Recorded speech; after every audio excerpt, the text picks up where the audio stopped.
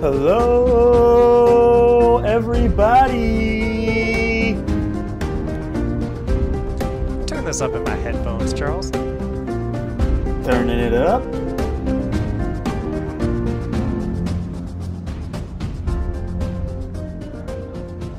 Hello, everybody, one and all. Welcome to another very exciting episode of the Friends Talking Fantasy podcast.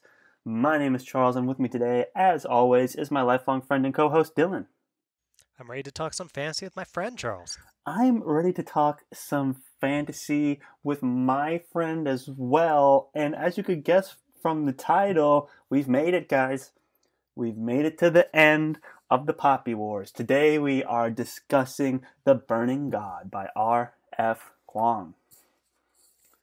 I thought it was a really strong conclusion to this trilogy, Charles. I was saying a little bit to you already off air. Like that's the way it had to end. And as I'm already talking about the end and not giving specifics yet, I do want to let all of our listeners know that there will be spoilers for all three of the books in the Poppy War trilogy in this Buddy Read episode, as there always are spoilers for the books that we're currently covering in the Buddy Read episodes.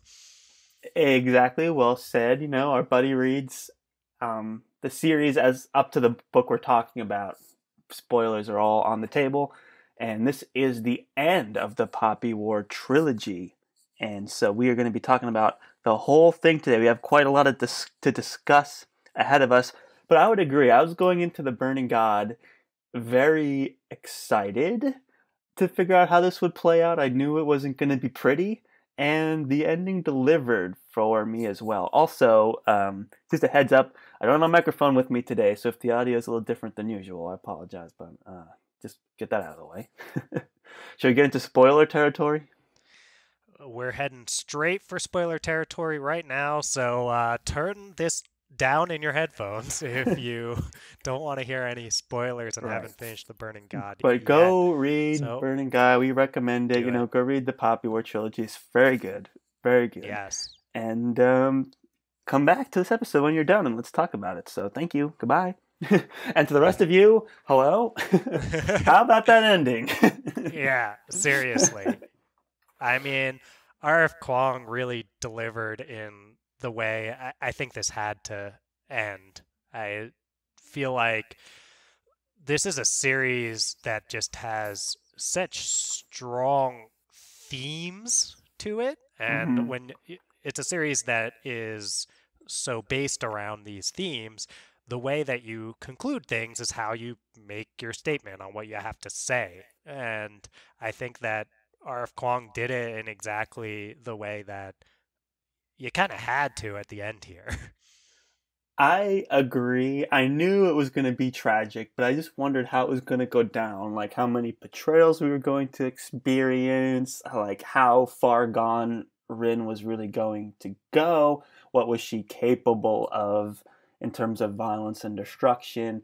And I think Kuang took all those expectations and delivered on that, as well as delivered on her themes. And it was like you said earlier, like the book had to end this way. It's just what Kuang was building up to over the past three books. It's what she's been telling us this whole time about the character of Rin. And by the time we got there, it was really just, it had this finality to it. It had this weight to it. And I was just very impressed. Me too, Charles. So yeah, it's something of a tragedy in the sense of Rin, our main character who we've been following so closely throughout this series, doesn't make it through alive. And in the same sense, there's a tiny glimmer of hope. I mean, things are still really crappy, right? Very. But by the end, the world is better without Rin in it, and Rin is able to make a choice to take herself out of it by acknowledging that, and gets a little bit of redemption there. And she also, I think, had to be the one to make the choice herself, and is proactive in the way that she does it, as she's been so proactive throughout the whole series. So it's it's sad to see Rin go in terms of a character that is extremely interesting to read about, but it's also a relief for I think us as readers and for everyone in that world because though it's still a brutal situation with the Hesperians basically making the Nikara subservient to it and Neja trying to put the pieces back together in a way that makes sense for the people, it it is that relief I was talking about to have Rin out of there because she'd become such a monster by the end. Absolutely. And that decision to end with the epilogue from Nezya's point of view, looking down on Rin's body and kind of reflecting pretty much what we're reflecting on right now, was a really interesting choice. And it resulted in some really great quotes. And like you said about themes, it really tied a lot of them together. Like you said, there's a part where Nezya was like, I'm going to paraphrase here because there's some non family friendly words in here, but he Gotcha. realized dimly that he ought to be glad she was dead. He should have been effing delighted, and that's italicized. And rationally, intellectually, he was. Rin was a monster, a murderer, a destroyer of worlds. Nothing but blood and ashes ever trailed in her wake. The world was a better, safer, and more peaceful place without her in it. He believed that. He had to believe that. And so that was like this was the main character of the book we are talking about here, right? This is our air quotes protagonist that we had been so tightly attached to. We only ever broke her perspective a few times in these like interludes in the different parts of this book, and then to have killed her and then to have reflected on her and been like, dude, I should be so thrilled she's dead. She was nothing but a horrible thing. And then he goes on to mention how she basically just destroyed everything, every all the systems that were in place. She burned to the ground, and it's kind of like she laid the foundation for him. She'd burned away all that was rotten and corrupt, and he goes on to say like basically every single thing is just destroyed. And he's left with like, I can't believe you left me with literally nothing. But he does, like you said, take hope in that. We feel hopeful, even though it's a long, long campaign ahead of him to do that. But it's just super interesting to see how we treat our main character at the end, where traditionally in fantasy the protagonist is like, we love them and they're usually like good. You don't really think of them as effing monsters, you know? There's so much you said there, Charles. It's so good, I think, like so well said.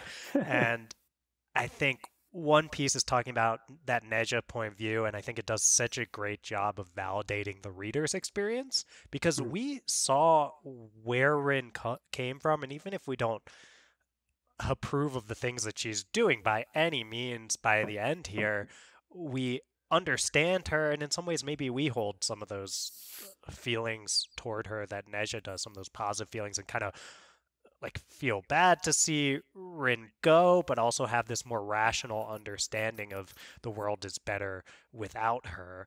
And yeah, such a brilliant choice to put us in Neja's point of view and therefore validate our own as readers. And I think I kept circling back to this. I don't think I said this on the air, Charles, but I mentioned this quote to you at some point. Mm-hmm. It's often attributed just as an African proverb, which I could give more specific than that as to Mm-hmm. where it came from. But there's a quote that says, "A child that is not embraced by the village will burn it down to feel its warmth." And I think that Rin's story is it's basically about this, right? She was rendered so powerless by the world around her growing up that she came to desire that power and really like autonomy and control over her life to a point where she just got further and further corrupted and then was so far gone. So it quite literally that quote works well because of the burning aspect of it, right? Right. Rin literally burns many, many things to the ground, and we start to see that she's getting joy out of burning people, even innocents. And I think the book, more than anything, is about how this cycle of powerlessness leading to desire for power is a vicious one. And I think that's why we empathize or at least sympathize toward Rin, because we know why she became what she was by the end. Very well said. I think Kwong does this amazing balancing act with Rin of, like you said, these themes that power is kind of cyclical, this powerlessness, desiring for power, and creating, like this creating destruction, and with us kind of rooting for Rin in that way, but also bringing back home this theme of like, well, what she's doing is part of the problem. Like even though we are kind of rooting for her in a way, she's always been kind of a problematic individual, creating lots of death and destruction, and yet we're still trying to root for her. And Kwong has been balancing this with Rin masterfully for 3 books, and it kind of comes to a head where she's starting to, in this book, even at the very beginning of this book, she's starting to kind of get a little unstable. She's starting to, Kwong is starting to like remove some of the veneer behind her kind of destructive tendencies. Like the book opens where she just absolutely levels a city mercilessly, burning like her own people, and as well as with the enemy in Kudla, Khudla, is where she's like liberating this village and she's destroying everyone, and she's like reveling in the ecstasy of being powerful and causing that kind of destruction. And that continues to the point where ultimately she's considering killing Kite. At the very end, she's like so paranoid that the only 2 people she's trusted, Venka and Kite, would be capable of plotting against her, and she was like planning to, act against Kite at the end there. And it wasn't until she realized this theme of the cyclical power and history repeating itself and all that she had this like epiphany moment right at the end where this theme comes to a head, and that's what makes this ending like the next level for me. Yeah, it's a brilliant ending, and it's, I guess, foreshadowed might be the wrong word here, but built toward extremely well. There's lines throughout and moments throughout that show you this is what Rin is becoming. One that For stuck out sure. to me, there's a quote that was on 282, page 282 of my hardcover that was, "This was chaos, but chaos was where she thrived. A world at peace, at stalemate, at ceasefire had no use for her.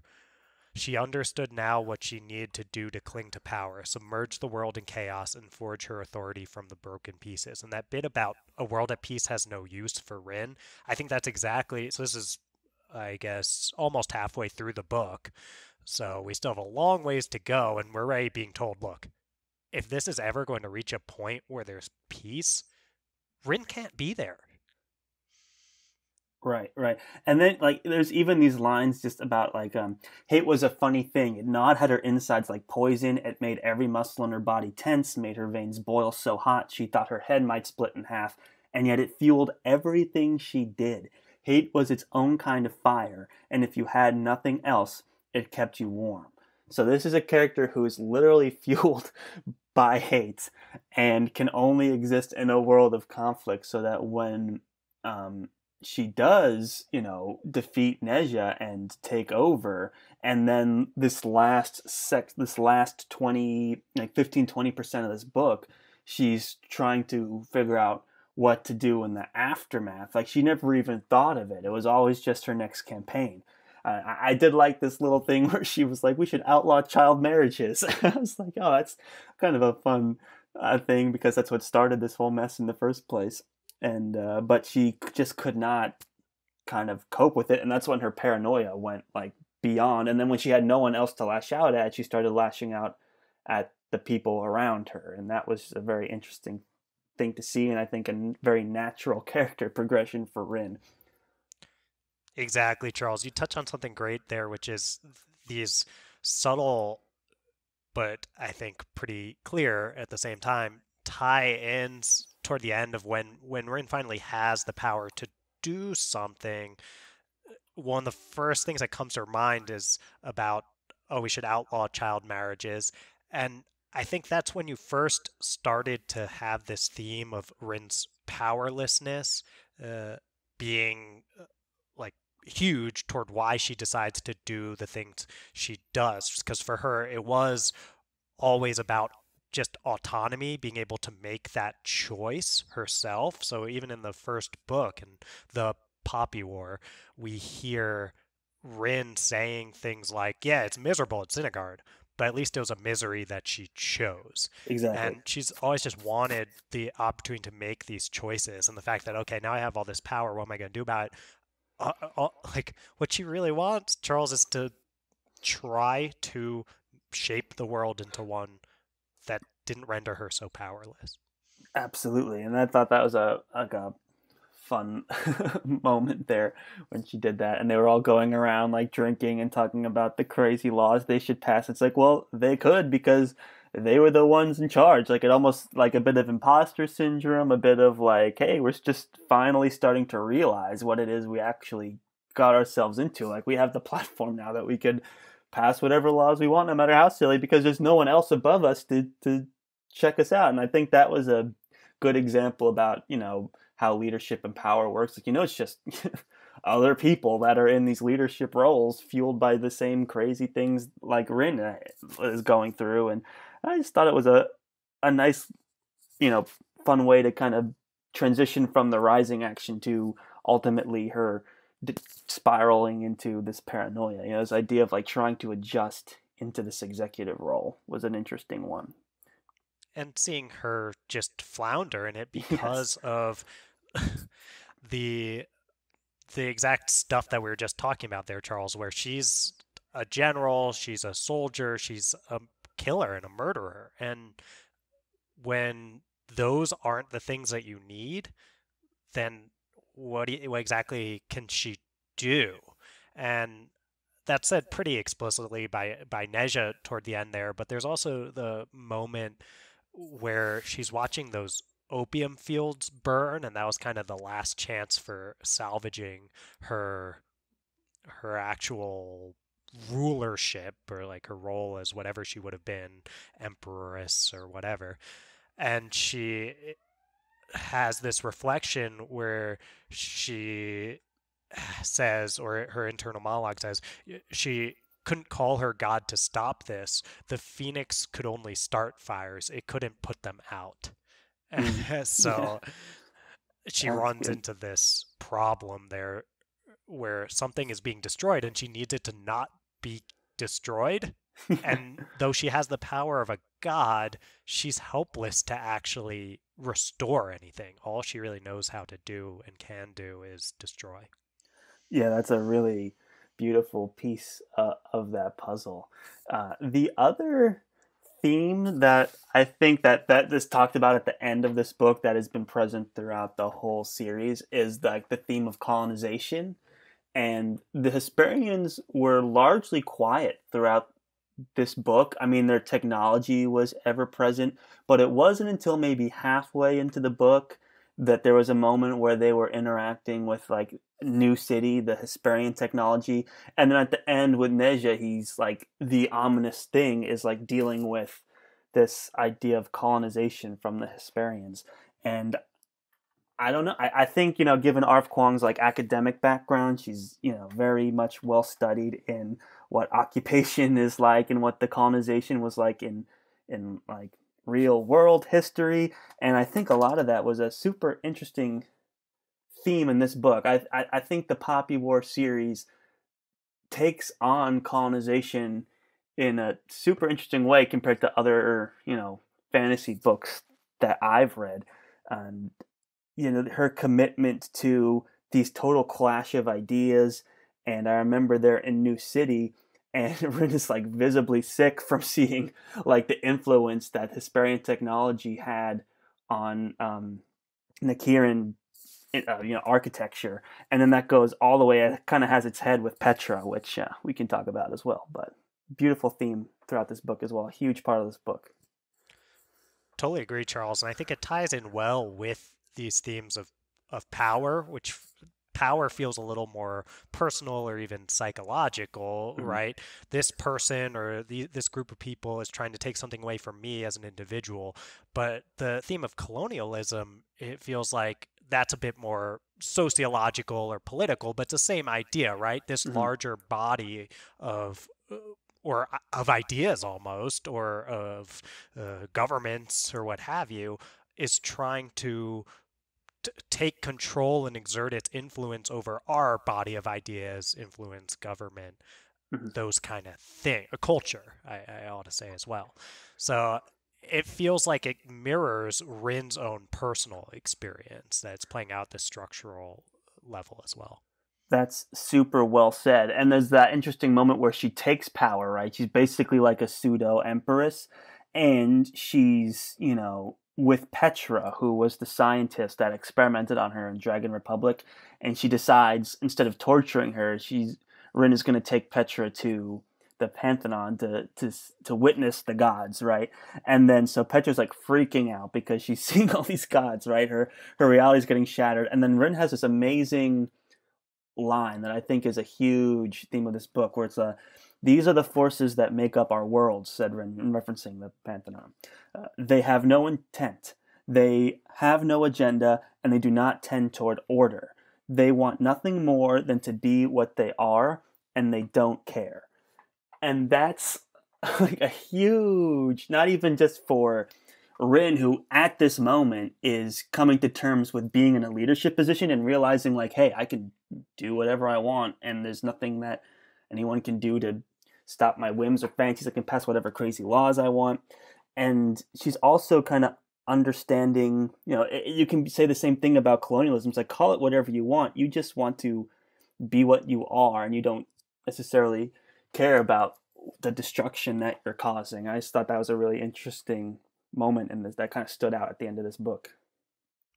Exactly. Yeah, and Rin understands the Pantheon because that's what she'd always wanted, was the opportunity to, even if things were going to be miserable, choose her own misery. And I mean, this series gets labeled grimdark at times, Mm-hmm. and you understand to some extent why, because oftentimes it feels like there's just a bunch of bad, brutal choices to be made, and it's about that lesser evil so much of the time here.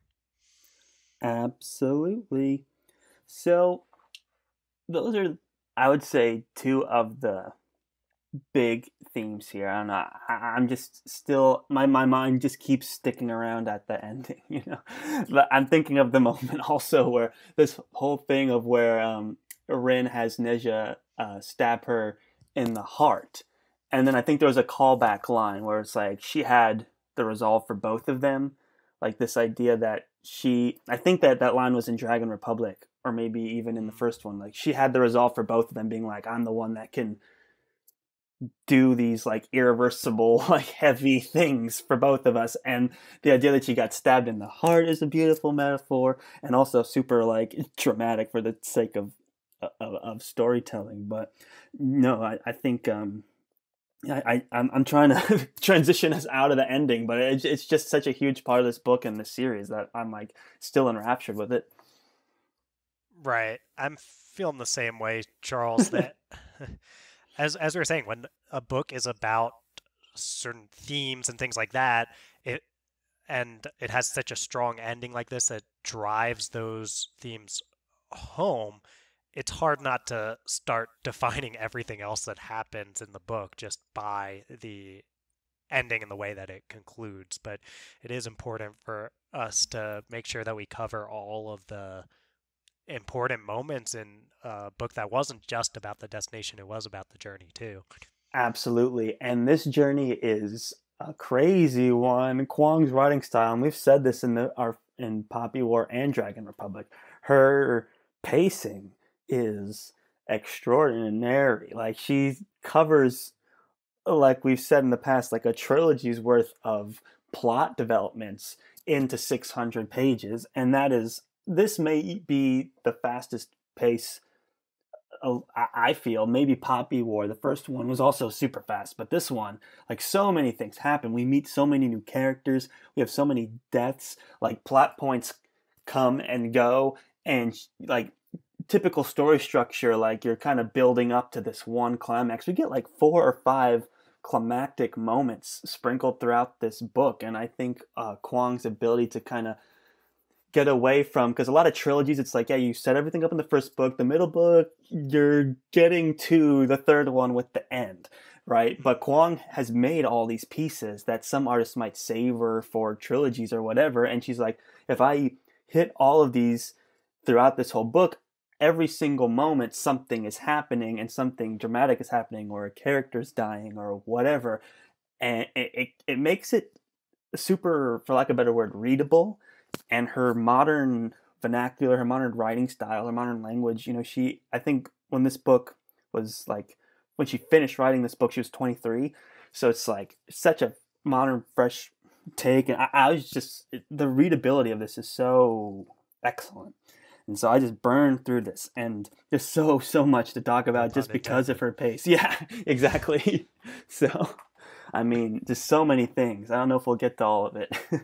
No, I mean, we were talking before off the air where we're like, look, sometimes in these episodes we try to hit all of the plot points that feel important, and I mean, Kwong gives us so many important plot points and just sprints through with this awesome pacing. I mean Mhm. that in all the most positive connotations that can come off with. No, I mean, it's And rewarding. Sometimes you read a fantasy book and you can just tell you're in between like big action pieces, and you're like, oh my gosh, I just got to get to the next piece. But with Kwong, it's always something happening, and she's not afraid to have that final moment 20% into the book and then just have another moment. So it's like wow, like if I came up with that many ideas, I don't know if I'd have the resolve to cram it into one book. I'm like, these are all such good ideas, I could explore them for forever. But no, it makes like a really solid condensed story. I guess we'll take it, the book is split into three parts, so it might just be easier to just talk about um, like each part individually. Like the first part, sure. like I had mentioned earlier in the episode, we're introduced to Rin, and like right away, all this writing about how she is just being super destructive, and she's loving it, and her anger is being fueled by the fire, and all this beautiful description of how people's bodies are like skins melting off their faces or whatever. It's like very graphic, descriptive violence. And we meet Soji, and we talked about occupation, but one of the things that I've always liked about the Poppy War is how Rin has kind of navigated authority and realized, you know what, like they're not necessarily right, and I can like upstage them. And one of the things I really liked watching was Rin kind of getting through Soji, and also getting through the monkey warlord, Liu, Liu, Liu. So the two of them, um, watching her watching her like navigate dealing with them, and then eventually they try to use her, and then she defeats them, was a fun little story arc that only happens in like less than the first 50% of this book. We are meet these characters, we have conflicts with them, and we resolve it. So really fun moment there. Right. It could have felt like the monkey warlord was going to be the Viceroy equivalent for Right. this book. Obviously, Visor's still kicking around for a little while in Yes. this in this book, but the person who is he has a very Visor like feel to him, right? The way he treats Rin, the way he acts around her, patronizes her, thinks she's just this little girl, and he's this ruler with all this experience. And it is interesting contrasting the way Rin sees a person like this now Right. compared to the way she saw a person like this in the Dragon Republic, where she's like, I'm past this. Like, I can respect this guy to some extent in terms of having these qualities of a leader, Hmm. but screw this guy. Yeah. Like, I Very know well better. said. I can do better. I just need the opportunity. So she learns things still from people like Suji, I think even more so than the monkey warlord. And she's Hmm. able to take things in from them. But she's kind of just looking for her opportunity the whole time to Right. take power for herself. It's interesting to describe the monkey warlord as the new viceroy, with like Rin. like how Rin has changed. And I would say, now that I'm thinking about it, that Soji is like the new Alton, right? It's like if current Rin were to have faced like a Alton like character now, how would she feel? Like this is a character who is very competent, very handsome, everyone likes him. There is some will they, won't they romantic tension. He is a leader. He's shown to have more leadership knowledge than Rin in terms of guerrilla warfare. And so there's a lot that she respects from Soji, but she never gets. I mean, there's also a piece of they're not from the same. Like they're both from the South, but um, Soji's not as spirally like Rin is, but he is from the South. So I think it was this may be Kwong's intention or not, but it's interesting to see how like we can see how Rin's changed by how she handles these character roles of like the monkey warlord slash viceroy role and the Alton slash Soji role, and we know how she handles it now is she has no problems realizing that to get to the end of like to get to what I need, you guys need to be out of the picture, and she has no problems just eliminating them. She does like Soji does have these weird like they have these weird moments together, but ultimately she is just like you don't mean really anything to me. I have no problems like killing you in front of all these people or you know what sicking the crowd on you and stuff like that. And so that's a good observation. I see that clearly. Rin's come a long way. Yeah, and we talked about this in I think this was in Dragon Republic where Rin goes through character growth quite frequently throughout the series that feels like growth but doesn't actually make her a better person.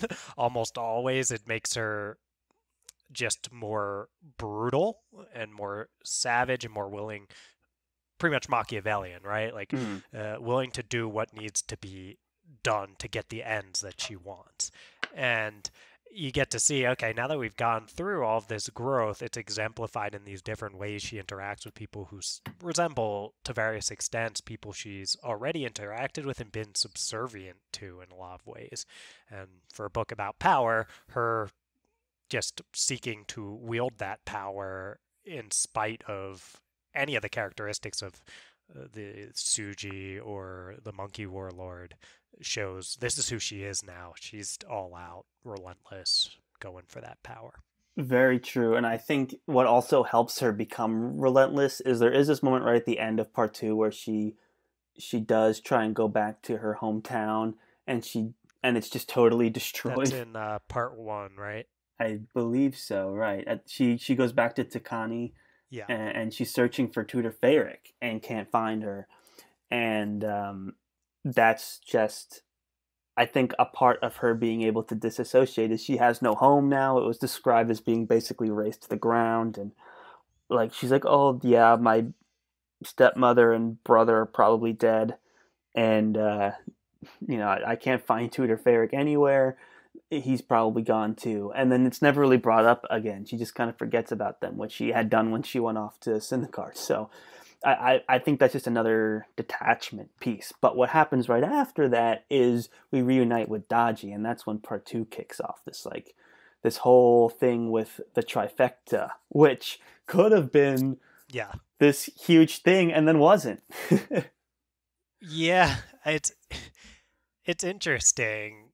You mentioned earlier, Charles, that we get multiple climaxes, and it very Mhm. much felt like the trifecta could be part of the ultimate climax of this whole thing. Right. And instead, it's basically just the climax of part two that they end up being dealt with and done away with. And looking back now, understanding where this book ends up, I think that's all a piece of that point from Neja that she burned down everything left of the old world, and for better or worse, there's some chance to rebuild from the ground up here.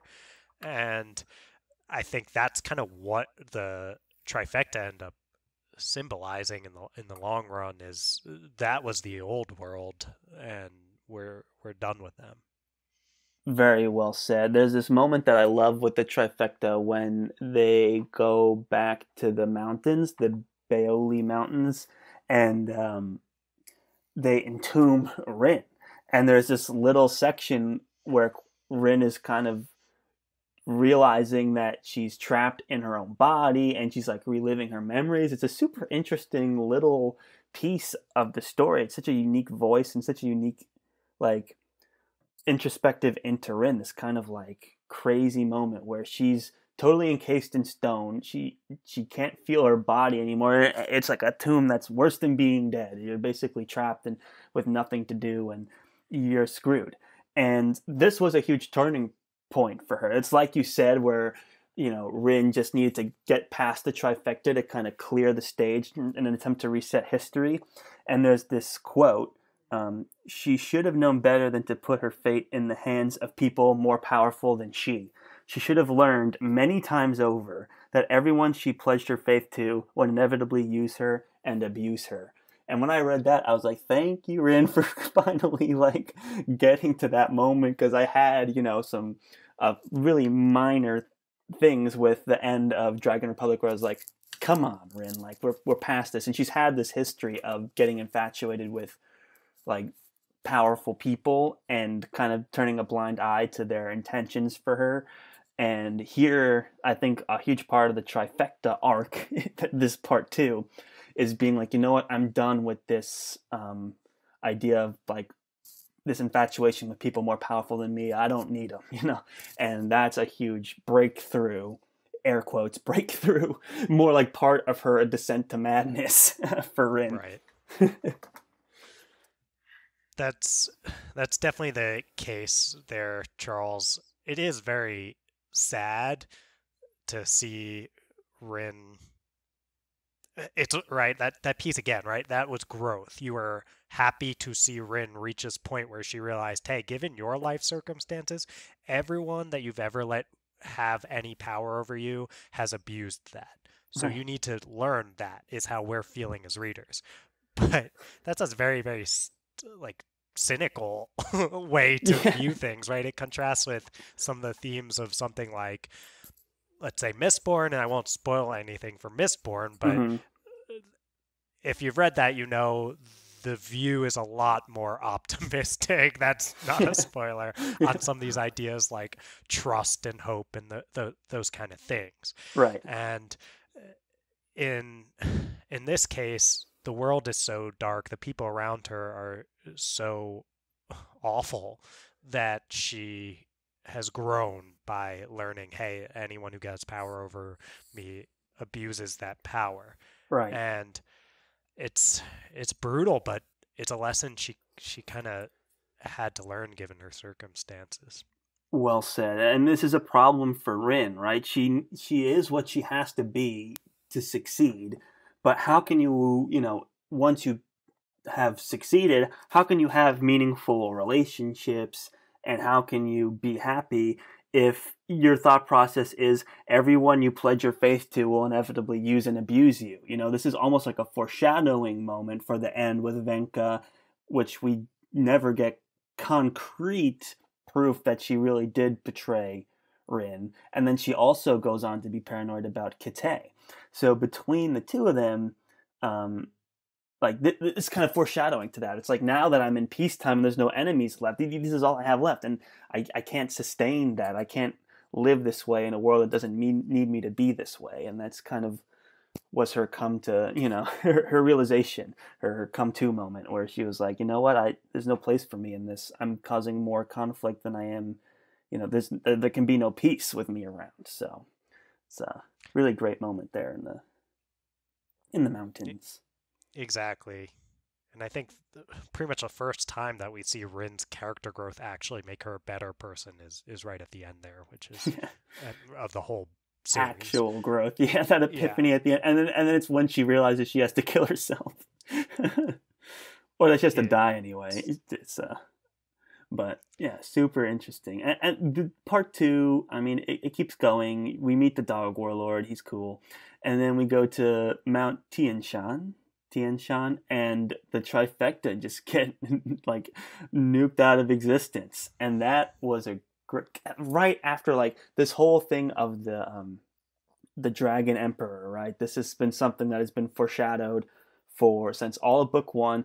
In this book, there was this little teaser at the beginning of part two where Daji is like helpless and in fear uh, of the Dragon Emperor. Same with Zhang, and we've seen them both do really incredible things. So we know this guy is a huge deal, and Rin's kind of placed all her bets at this point on reviving him and using him for this battle. So when he is awoken and we see how powerful he's, we're like, whoa, this is like a huge moment. And then like it ends. The Hesperians combined with Rin, they blow up the mountain, and the trifecta is just gone. And we're like, 60% of the way into the book. That was a shocking moment for me, Charles. I thought that the trifecta was going to be a part of the ultimate resolution. Right. Here, I was like, I'm not convinced they're dead. I need to see a body. Yeah, and it wasn't until we got to that Chagin yeah. moment that I changed my tune. But I was still, even after that huge explosion, and they're like, oh, they're dead. I was like, I can't believe it. I can't believe it. There's still that piece.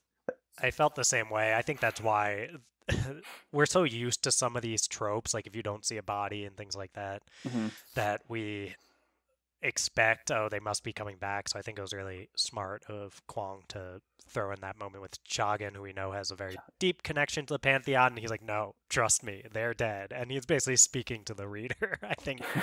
Yes, definitely, because I had my doubts, and I wasn't convinced until Chagan was like, yeah, I checked out the Pantheon, they're gone.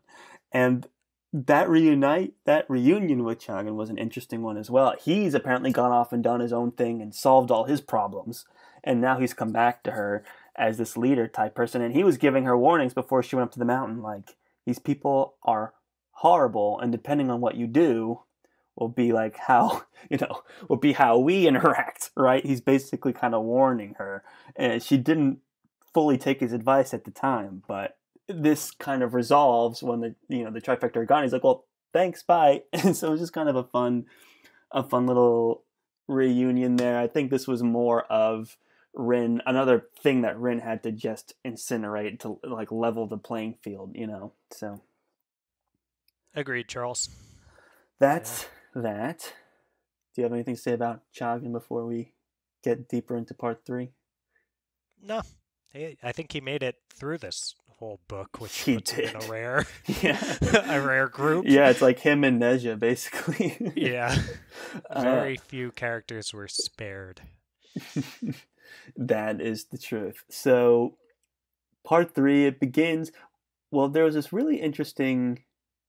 Oh, the one thing we didn't talk about in part 2 was when we were talking about colonialism. She just, for whatever reason, I guess the academic in her just wanted to do this little like memorandum that the Hesperians wrote about their like summation of the Nikiran Republic, and it's like, oh, they are an inferior race. Their technology is rather behind. There's this little throwaway right at the beginning of part 2, and it kind of brought home this thing of like the Hesperians really are just kind of looking at you, and they don't see you as human. You're like a thing to study, and it was just an interesting thing. And that they something similar happens in part 3 here with Neja and Viceroy. One of those foreshadows that they'd figured out ways to combat shamanism or to quell the shamanic powers, right, if I'm remembering correctly. So I think it served that purpose as well. Mm-hmm. But it definitely helps drive home some of those themes of colonialism, as you were saying. Right. And it's always interesting, like, when we're so tight into Rin's perspective, to get other points of view is always, it becomes super interesting. So to see how the Hesperians, like, their writing style, and this idea that it's like a memo and it's very formal, like, analytical writing, it's like, it was just like a fun little interlude. And then the same thing with Neja and Viceroy. Viceroy's like kind of, I guess he's like kind of drunk, right? He's like, just stay away from the dragon, all right, buddy? And it's kind of foreshadowing the dragon here, and how powerful he is and how ominous he is. And that's kind of where this part 3 kicks off, is that Rin faces Neja's full power. I mean, she's already fought Neja a couple times and has lost to him. she got a little bit of a victory when the mountain blew up, and she was able to swat away all the flying ships and And all she the had the opportunity to kill him at yes. the, I guess that was the end of part one, So they've too. both had these opportunities to kill each other, and they both walked away, which is kind of interesting. It's a bit dramatic. I liked it. I was like, yeah, there's something like they know they need each other, but they don't quite understand why, kind of a thing. And they're very conflicted, and this whole war is such a mess that it's good to see Rin and Neja still struggling a little bit with their morality, even to the end. Right. I think these moments with Rin where she isn't able to actually pull the trigger because they're so rare. They Well, I think they're one of those, they could be a bug, they could be a feature Yeah, thing. yeah, It's like they're it's basically do you buy it, right? And I think there's that moment where she could have killed Neja, and I think part of me was like, oh, like I'm not sure if yeah. I buy that Rin can't do this thing. So Yeah, it's these pretty are much, do you very think? like typical like movie book moments where it's like you're fighting this whole battle for all this time and you guys are living these horrible miserable lives. The whole point is to kill the person and you finally Yeah. like are standing over them and then you can't bring yourself to do it and that happens like 3 times in this book. You're like I don't know how to like these moments like as readers we're so prepared for these moments that you're kind of almost like is this something Rin would do? Like Rin has fought against the typical story tropes and how you should Hmm. be a protagonist and how you should deal with other characters this whole time. And it's only Neja that for some reason she keeps going back to the mold And to. Sudaji in the end of the Dragon Republic. Those are like the Right. two moments. Yes, She yes. can't close the deal on her either. Right. Which but I guess she kind of saw something in Daji, like there's something more to her purpose and who knows. But yeah, I'm I agreeing with you. These moments to me read like typical like story structure. Like I want to have the conflict, I want to show the change in power, but I don't want to actually commit to killing the character right now. Kind of mhm. things about them. Right. It just Well, felt I like a think very stereotypical story moment. for sure, and also my reaction for the most part when I was reading it, I understood why. Hey, Neja's not going to die on page whatever it was, 130, let's Right. say. And so I was thinking the feature side of this bug versus feature argument is that the fact that she's so ruthless generally, but can't do this particular thing can potentially show how much of a weakness she has in interactions with those characters, meaning Sudaji and then Neja especially. So it's like, does this help show you like there's something up here that you just can't do And I it? think by the end of the book, she's like what 21 or something. Yeah. So she's still like really young too. Not like that really plays a part in Rin's character at all. She could be any age really. She's just born in this wartime. She just had to age quickly, but it's also her inexperience with romantic feelings that could be conflicting her ability to deliver. Didn't stop her with Suji. No, no. But Suji's different. Suji unfortunately met Rin too late in the game. You had to meet her Yeah, by Synagard to really stand a chance. that's true. And he had a brutal ending. I mean, Yeah, that was a creative way to kill a character. I was wondering if she took that from somewhere in history. I mean, I she wouldn't be must have. She surprised took so if she much of it did. from history that So, yeah. it's. But, oh, and Visor, too, also had a brutal ending. She, like, kisses him, Yeah, I basically, and loved just that. And breathes fire down his yeah, I throat. really like that. That happened in this part 3 as well. She like I get like we saw Viceroy before as like this untouchable sitting on the throne guy, and now we see him like in the wreckage, like on the shore or something, and totally vulnerable. And he's like, he keeps it together for the most part, but you can tell he's kind of cracking at the seams. And then what is it? Rin chooses to like kiss him and Yeah. breathe fire into his insides. It's like a cool way to go. I think there was some, I don't know, Rin was just processing some stuff at that Well, moment. yeah, it feels like there's something going on with Rin that it's left mostly implicit.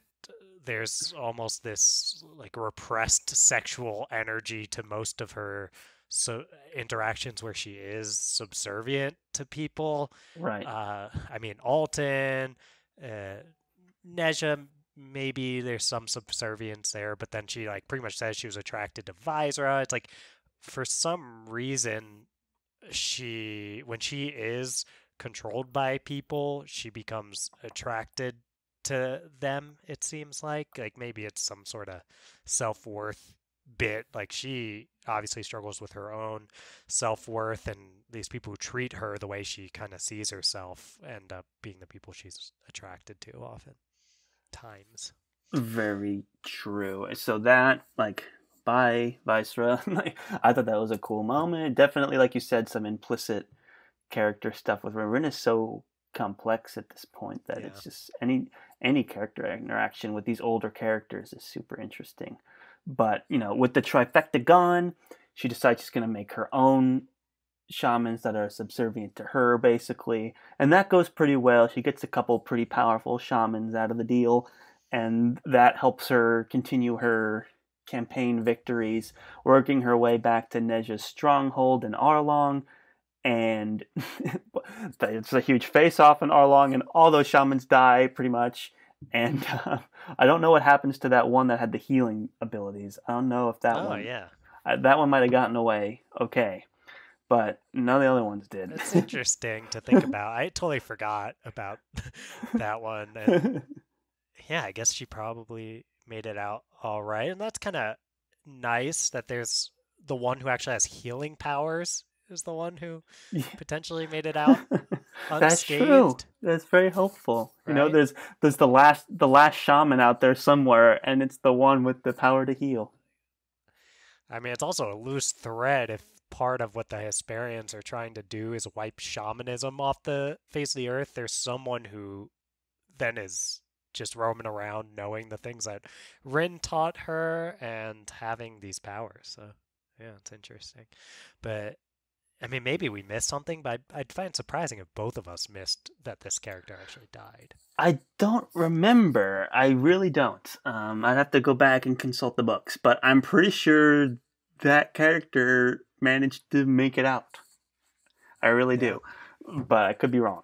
Not staking my reputation on it. yeah. So Tweet at us at the tweet at FTF us. Let us Podcast know. 1 if you remember. Well, actually, is a spoiler? DM us on Insta or something. Oh yeah, yeah, yeah. Don't spoil it for anybody Yeah. if you can avoid it. That'd be great. That's true. All right, and then that basically brings us to what we talked about at the top of the episode. Rin's manages to hold off the dragon, and then she's dealing with having this power. She goes back to Takane. The poppy fuels burn. There's that great moment that you brought up where she couldn't stop fires. She could only make Yeah. them. And then we get to the beautiful ending of this book, which we did a good job covering, I feel.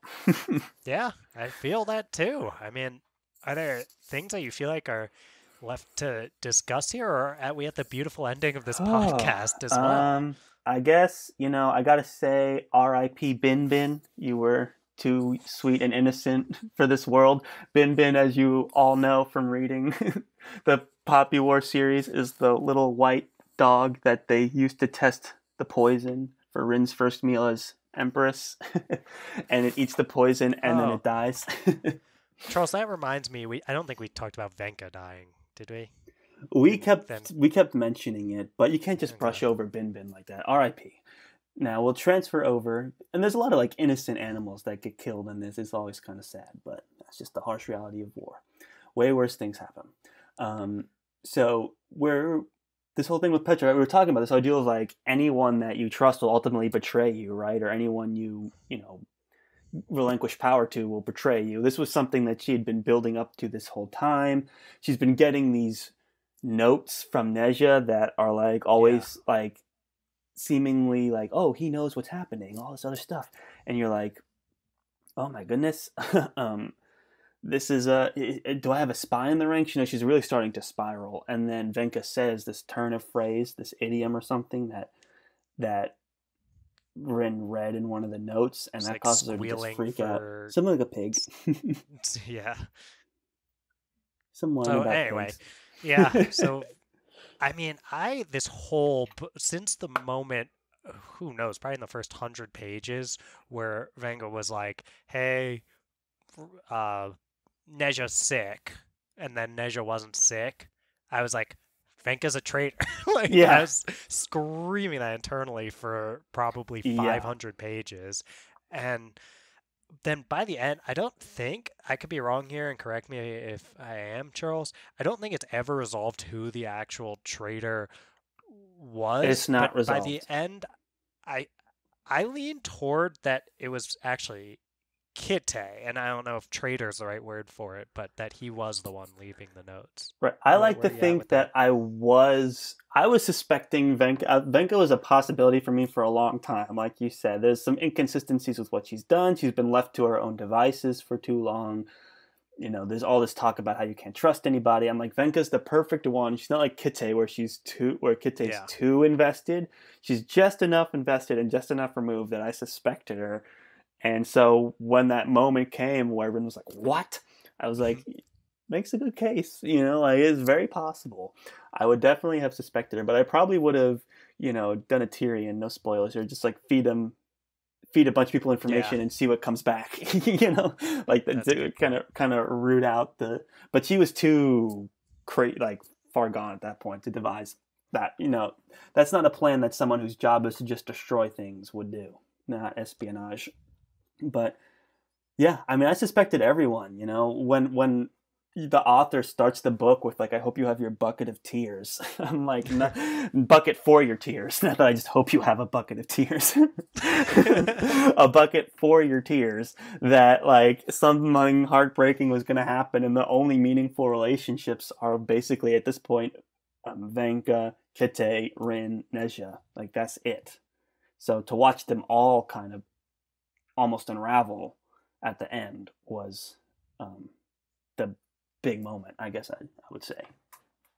For sure, Charles. There's this inevitability to Rin's death, of course, and then to Kite's death as well, because he is bonded to her Right. And there's something through. interesting there. It's like, is this a betrayal, really? I mean, they're doing what's right, but they're kind of like walking on eggshells around Rin because, like, well, there is some of this inevitability of dealing with the Hesperians. Like, people are literally starving, like the worst starvation this Mhm. nation's ever seen, and there's just no food.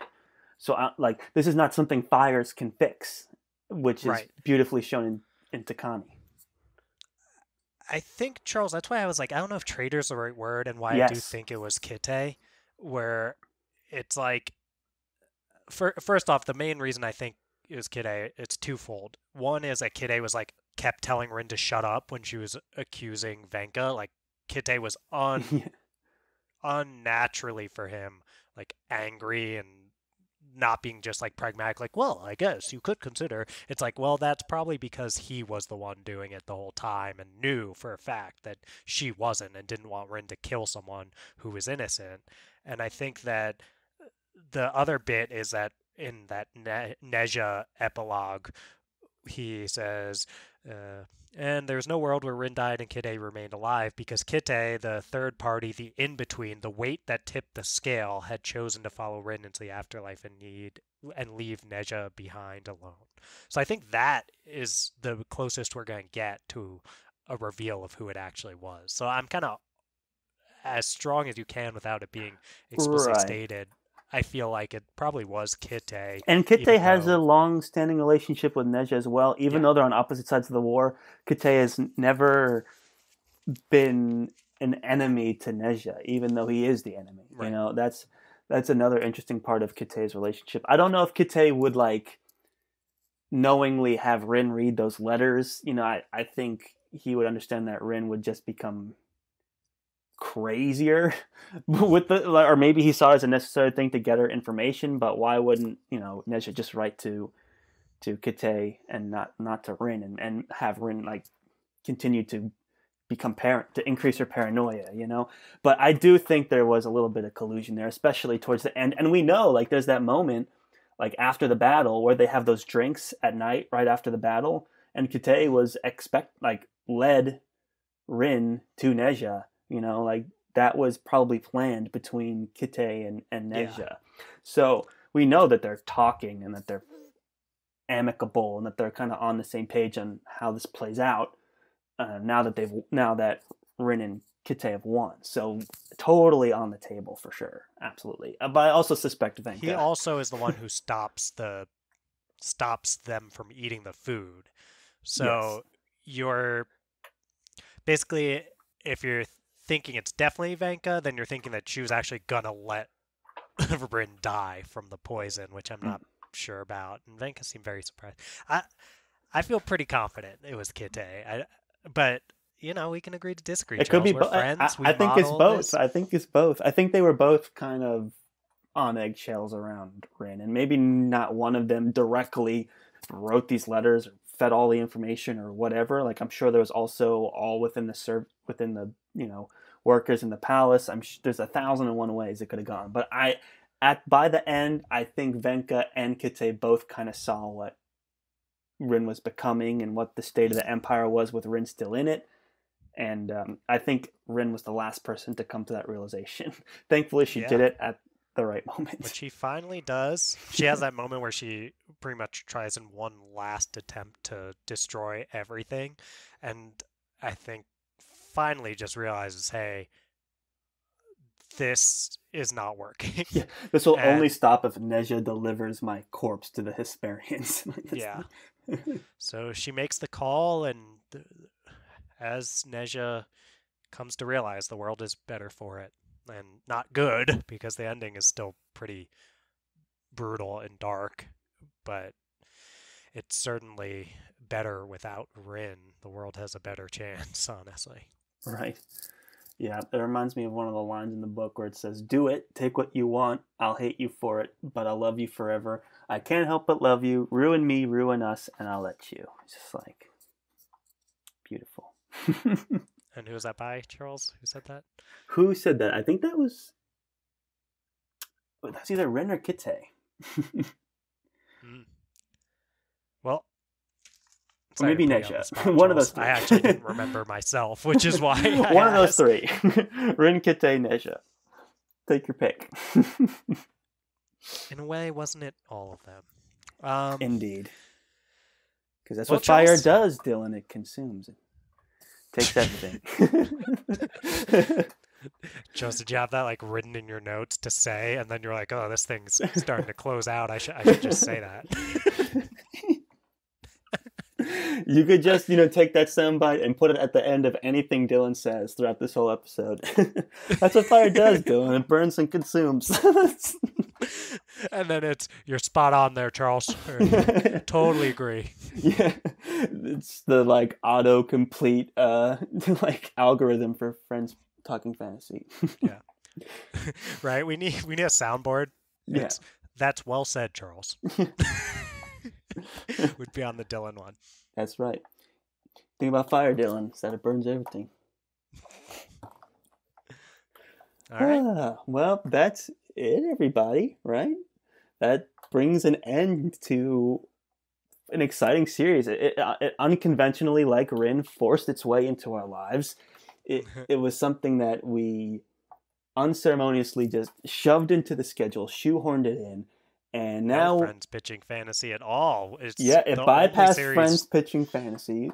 Very besides true. Mistborn, but that was our first ever book. Right. And Emperor's Soul. Oh, true. But which was a collab.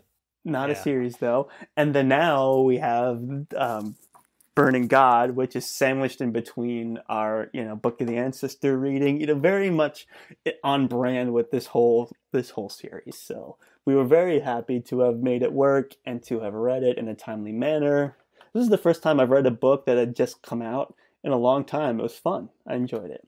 So thank you, everyone, one and all, for listening to yet another very exciting episode of the Friends Talking Fantasy Podcast. This has been your hosts, Charles and Dylan. If you like what you heard today, reach out to us on social media. We're the FTF Podcast with the number 1 at the end on Twitter, and the FTF Podcast for Facebook and Instagram. You can always shoot us an email at theftfpodcast@gmail.com. Let us know what you think. Send us out messages. Justice for Bin Bin, everybody. Let's do it. Hashtag justice for Bin Bin. Hashtag justice for Bin Bin. That sweet innocent pup did not deserve to eat poison. You could have fed that poison to anybody. Or just not eat the food. How about that? Kill Bin Bin. Anyway, everybody, thanks for listening. Let's see, what else could I do? Toss 5 stars to our podcast, guys. Go to Apple Podcasts if that's where you listen, and drop 5 stars if you like what you heard. We really appreciate it. I think we've had like 7 reviews on Apple Podcasts, so you could be the 8th and it would be super meaningful. So please go ahead and do that. Anything else you wanna plug here at the end, Dylan? No, I think we did it. All right, we did it, guys. Thank you so much for listening, and as always, go forth and conquer, friends.